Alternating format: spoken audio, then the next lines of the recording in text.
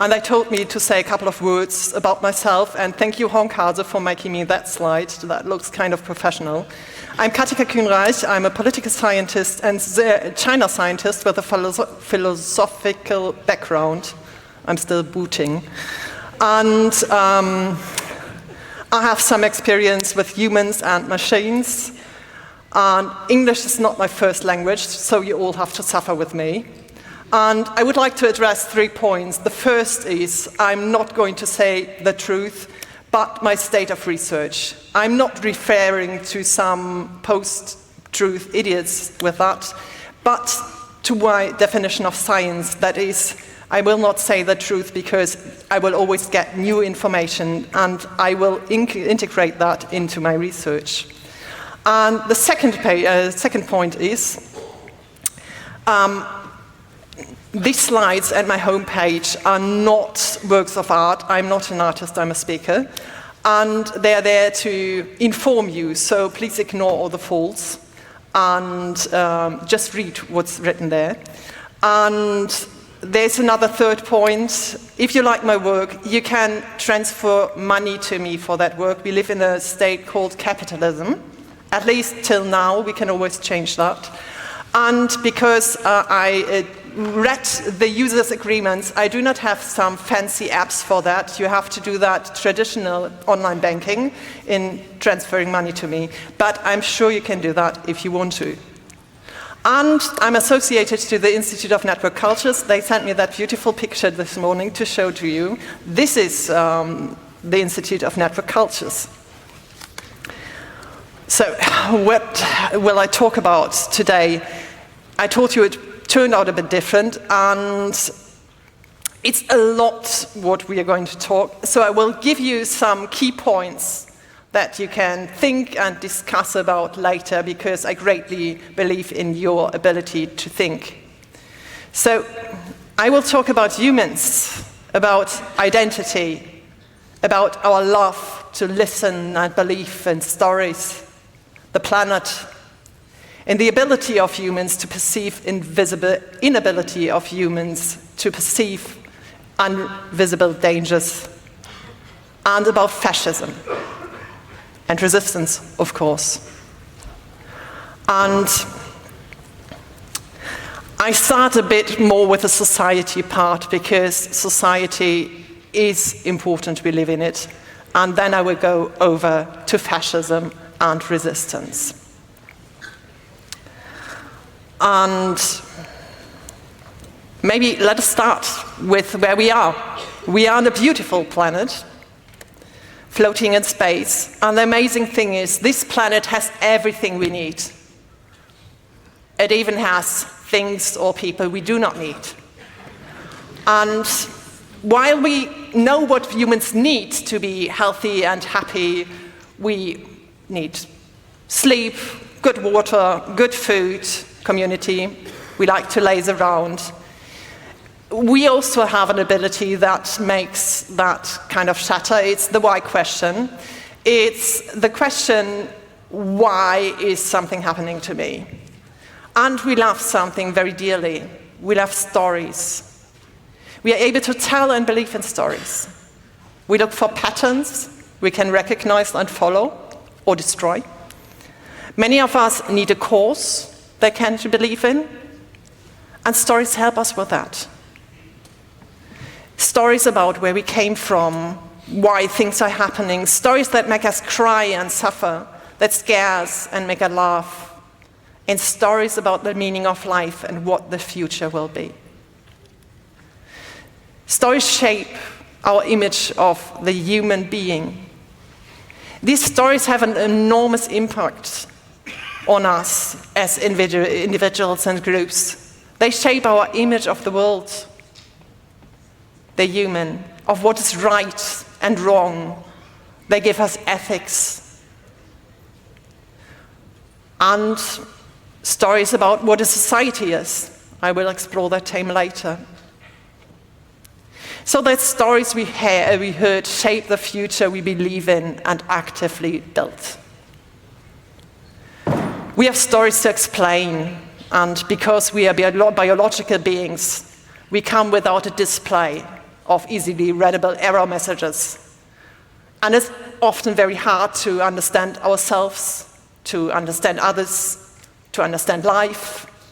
Stories can help us, give us guidelines, hope, can make us believe that if we follow that story's rules, everything will be easy.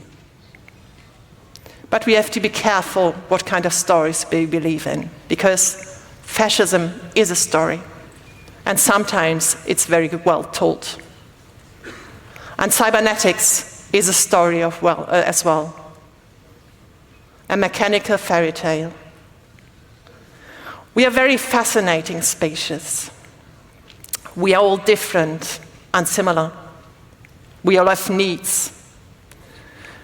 And while we need simple things to live, water, sleep, eyesight, good food, we need other things as well, shelter, refuge. We need understanding, friendship, community. We need sleep and art, and especially, to a special friend, we need songs. We want to be seen as individuals. We want to have an identity. And years ago, we got that identity by birth, or latest by our job. And now we can choose an identity. And that freedom seems to confuse a lot of people. It makes them scared and vulnerable for stories of strong men. Because if you have a set individuals, a set identity, it comes with plus and minuses, but it gives you some kind of guideline.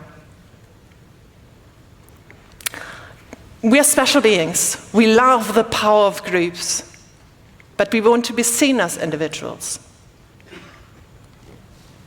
At the same time, we love to be a part of a great group, a pack we can run with and sing with and play with. And we do have the tendency to love packs we can hunt and kill with. We love security, and we love freedom. We are incapable of living by ourselves for our whole life. We need to be raised, and we need to be cared for. And there's better group of people for that call of duty.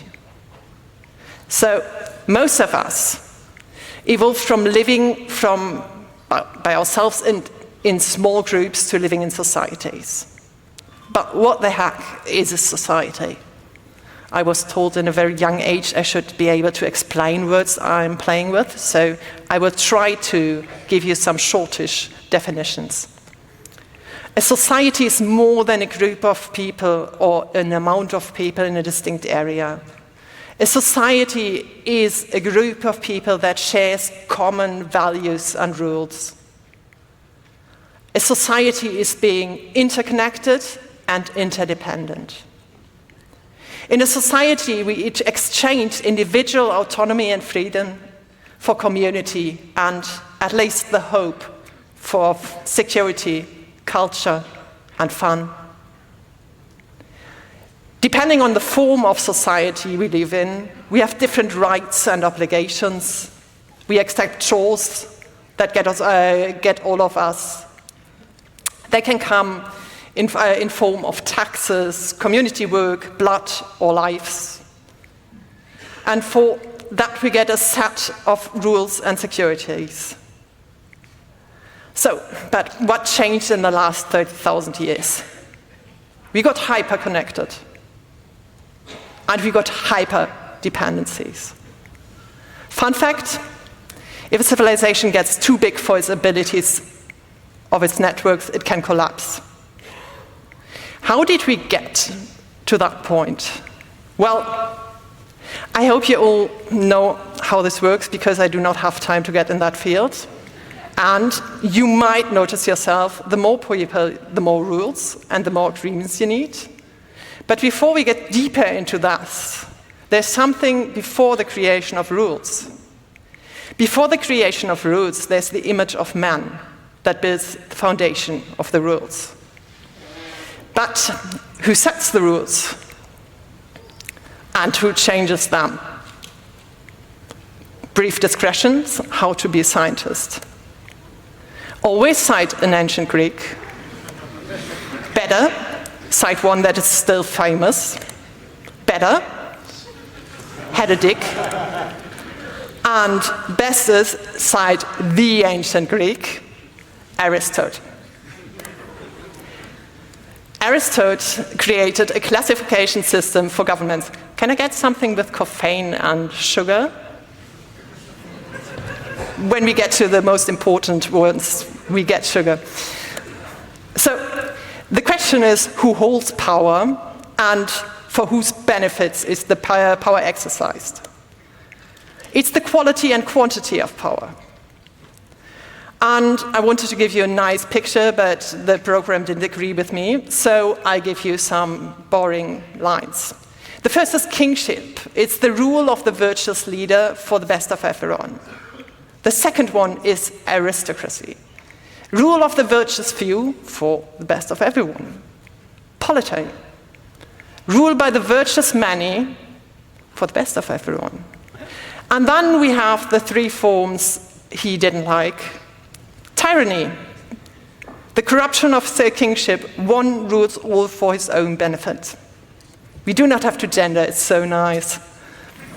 Oligarchy, the corruption of aristocracy. A few, I know it's very hard to believe that this can exist, that a few will gather all that stuff for themselves and maybe give you a silly story that they believe them, and then they tell you they will go to space. I know it's silly, but try, please, try. So, and the last one he really didn't like was democracy. It's the corruption of polity. Thank you.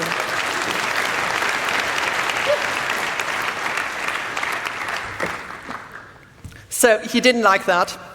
And we are going deeper than with the other people. I try not to say that about democracy so often. And he called it autocracy as well. It's mob rule. So later they switched democracy up and anarchy got down, and they got a really bad name for that. So, but we can see, we can just change names and the meaning of words. We can do that again, I bet. The important questions always are, how are the rules made? And who can participate in the making of these rules? How transparent are these rules? Who can change them? At what cost? And do they suit our short lives and our planet resources? Because this planet is kind of the sole source of supplies we need for our life. And the life of countless other life forms. We can't ignore all the problems or send them to space, but maybe we can try it with some. Thank you, let me drink. Now we just have to make a quick jump from the ancient Greek poly and Aristotle, I know he's fascinating, to fascism, and it's nearly so much as much fun as a time warp. So, what is fascism? That's a horrible question to answer in a couple of minutes. So, first in my own words, fascism promises you to go back to a past that never existed. And they tell you it will be grand. Fascism provides you with a community that is paid for by the blood of others. Because the only community fascism knows is we are better than them. That one, couple of minutes as well.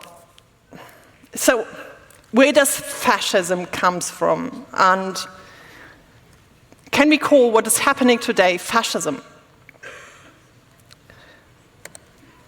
If you want to have a really good view into fascism and definitions, go to Umberto Eco. He wrote that piece in 75, so a couple of years ago, but it's grand. Look it up. And nothing comes from nothing. They're early roots of fascism.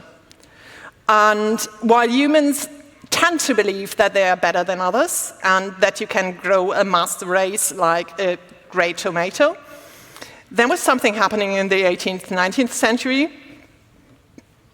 excuse me, while they combined something called science that day, like eugenics, and the master race with something that should be bred.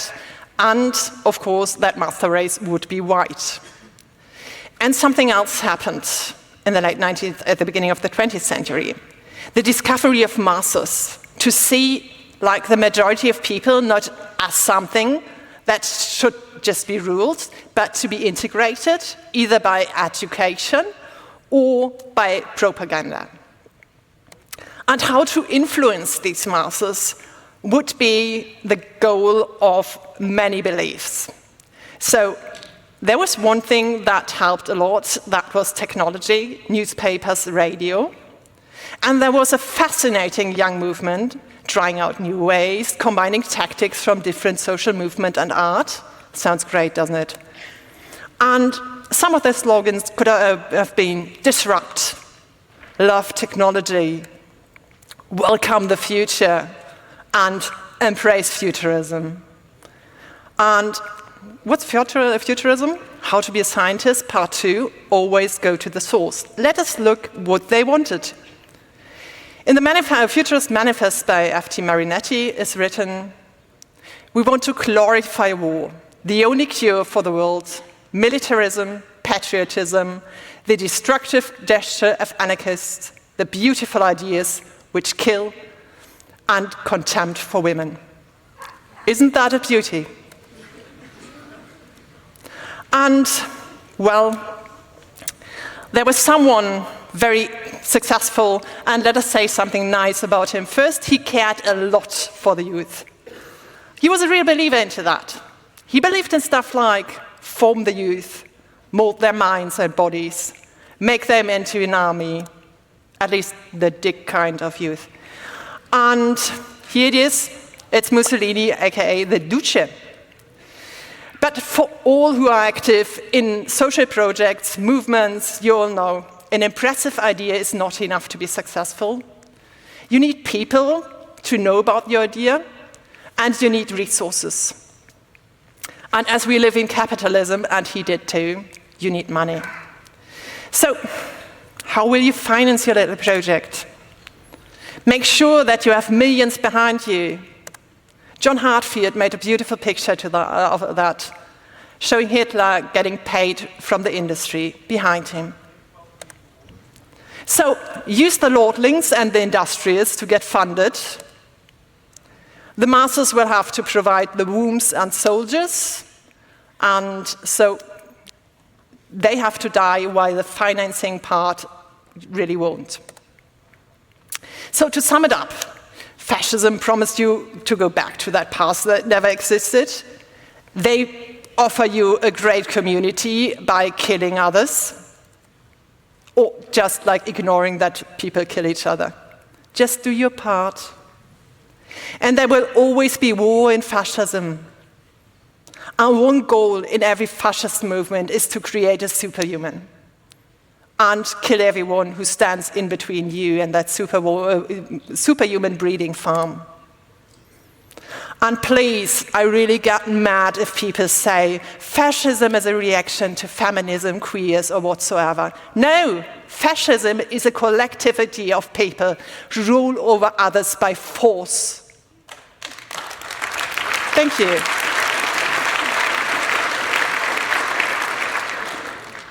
They have fragile masculinity, and there's therapy for that. For their own gain of power, they treat others badly and build concentration camps.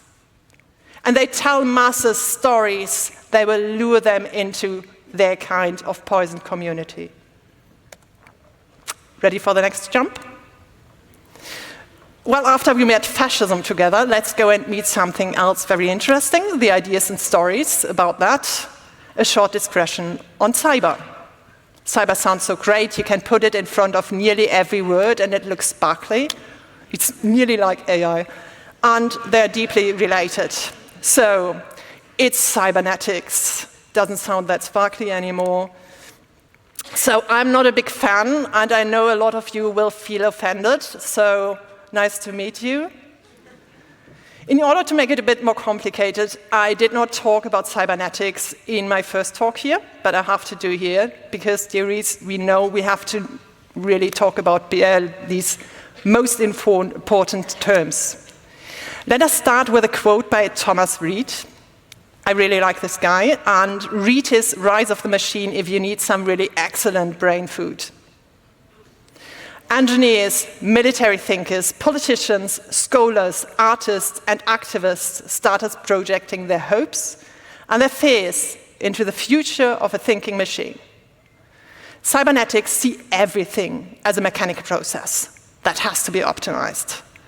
And it has will be solved in the future fetish. And well, no king shaming, we all learned that.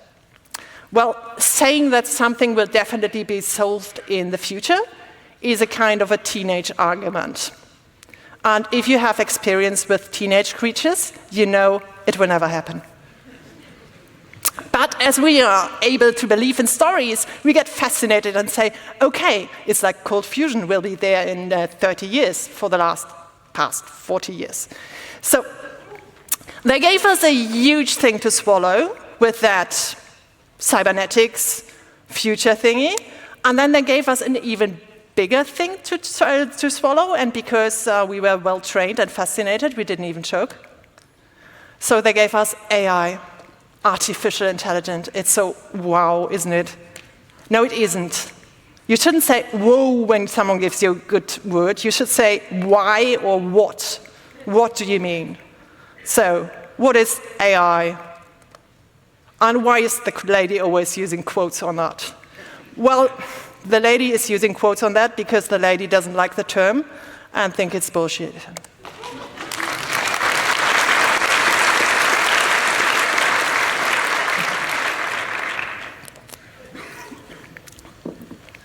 Artificial intelligence is nothing more than a sales argument.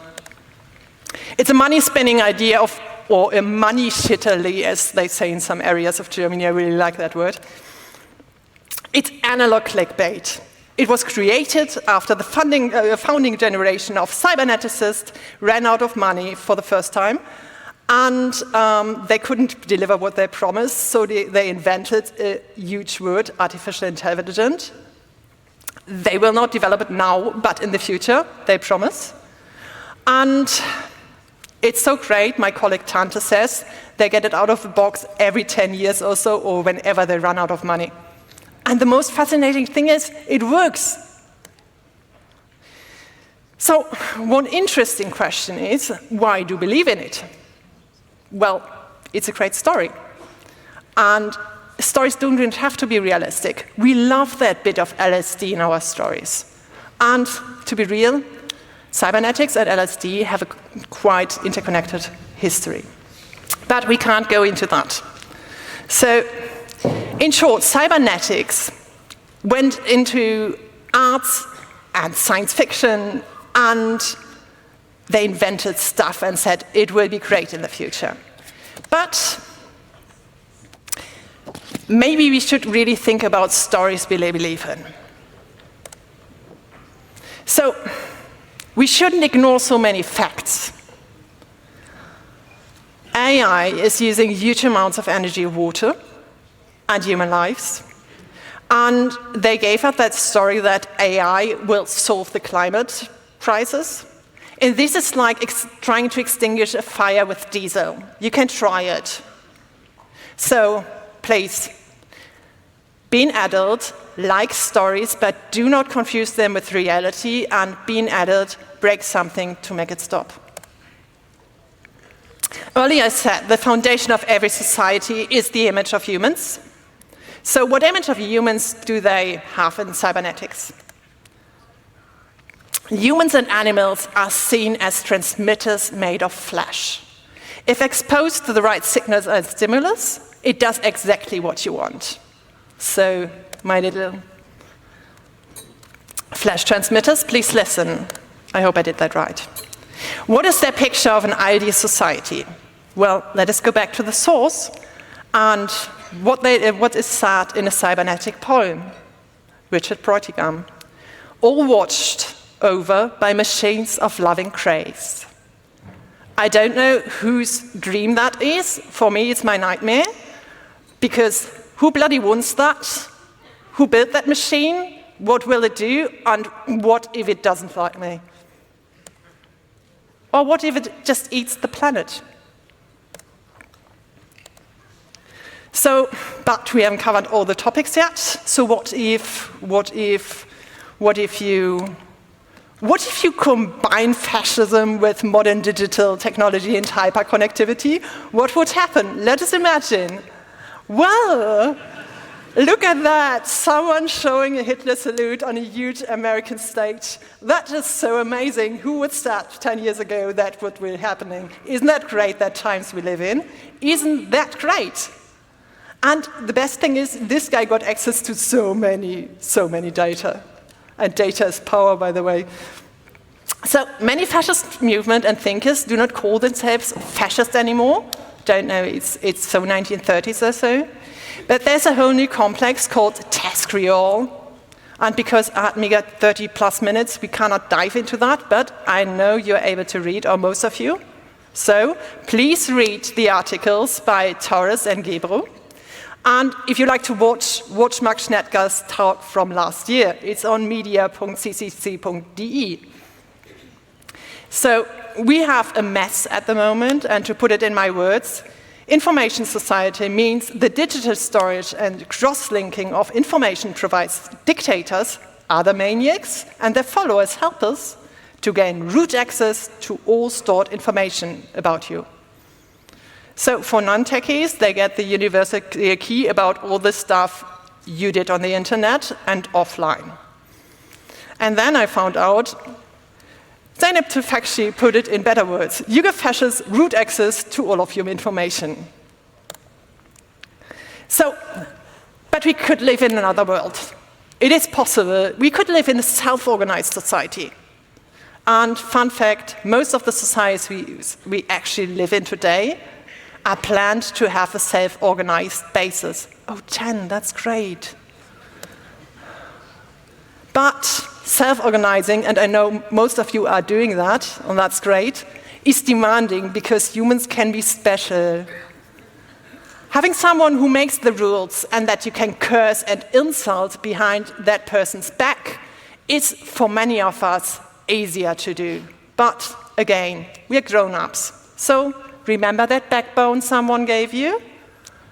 Go to that person and talk to them.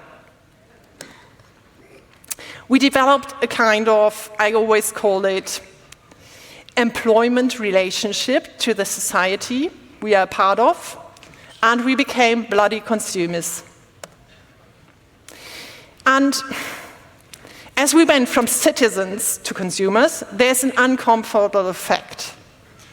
Fascism suits consumerism much better than a free society. You do not have to think for yourself. You get everything you have to do lined up in front of you. You just have to follow the line and maybe shoot some people. And you can leave your bum on your sofa, be lazy, and follow orders of Amazon or the new leaders from there. You can even get your neighbors deported from your sofa by an app. You can do it remotely. Isn't that great? Because fascism is always the effort of many. So, please do not start the blame game. We had that before. It's not the queers creating fascism, it's the fascists. So if someone uses that blame game, here are some answers you can copy-paste. Please feel free. Fascism does not appear because of feminism or the left. Fascism appears because it's financed.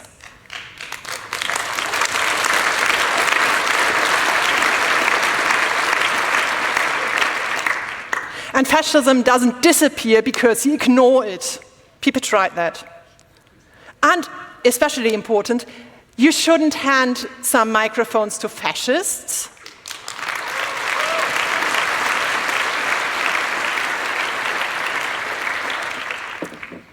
That's what they want. You do not give them platforms. And the best thing is, do not go onto their platforms either.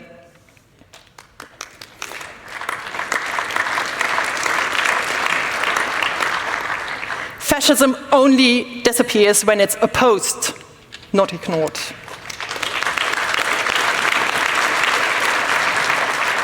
So please, oppose it with every possible mean, because there's not the one good measure.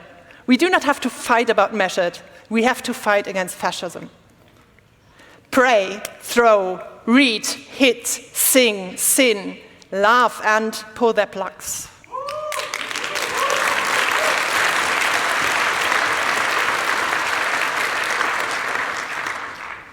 Or you can take some responsibility not to ignore that your convenience is brought to you by the suffering of others, and instead of whining, you can change it. If someone can take care of their child with a disability or chronic disease for a lifetime, you can spend 2 hours a week doing something for a non-fascist society.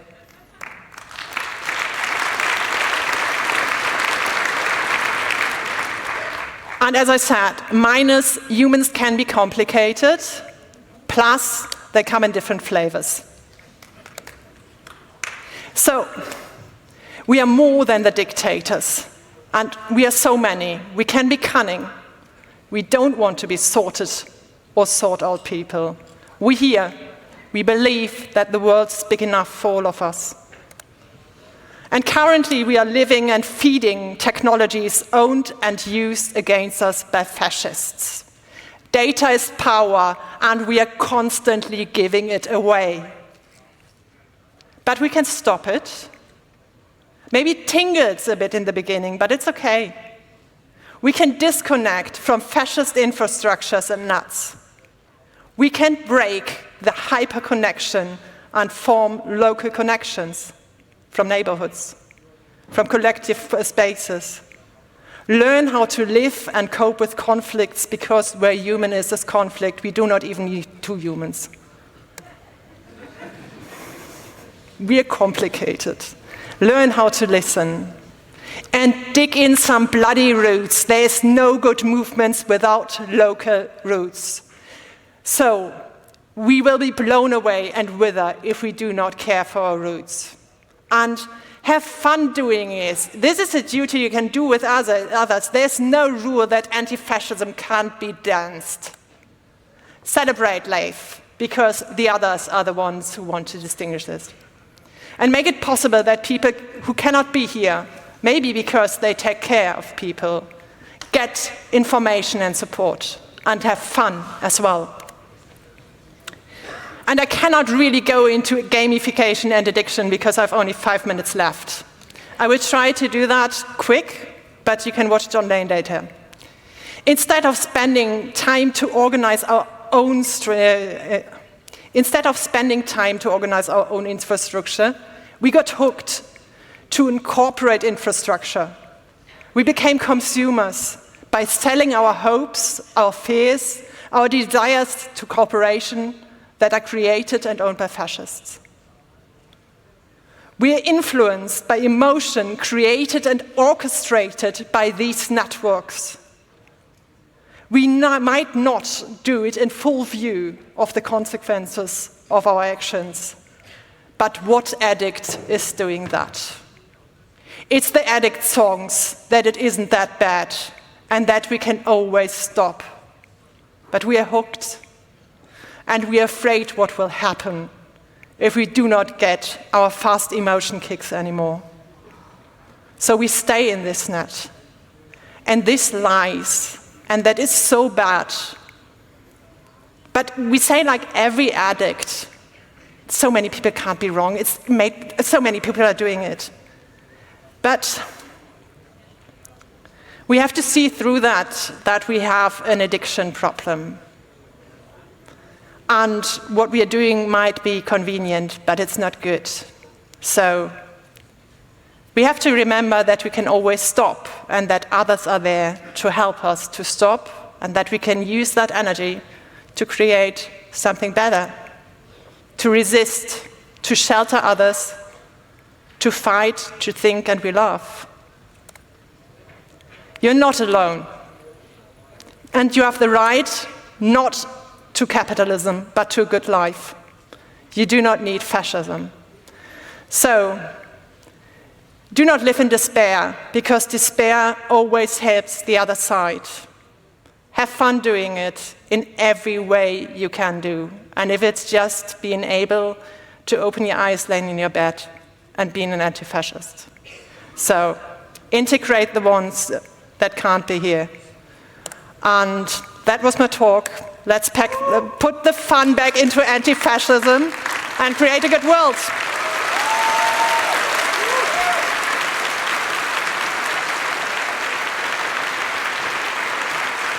Thank you very much for this clear talk, those clear words. We have a few moments left for a Q&A. Please remember, it's about questions, not comments. My dear Signal Angel, where do I find you? Thank you. All right. Now.